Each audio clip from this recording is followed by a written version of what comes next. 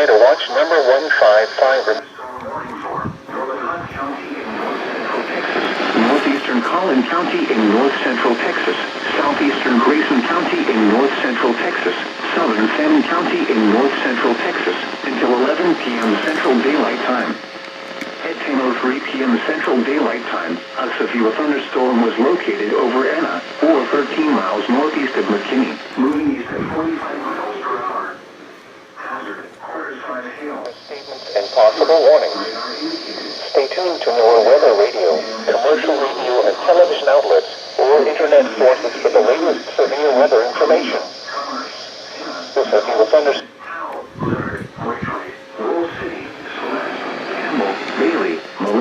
Blue Ridge, Trenton, Ladonia, Weston, Pecan Gap, Nalenville, and West Newster.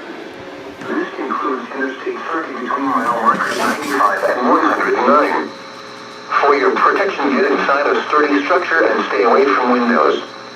A tornado watch remains in effect until 1 a.m. Central Daylight Time for North Central Texas.